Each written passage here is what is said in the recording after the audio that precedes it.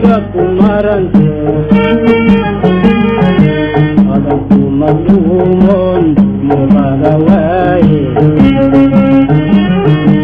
adabku madluumon muqada waaye ala marmi mayne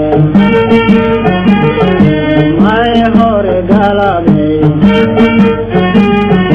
jacayl waa masiibe nikadaayide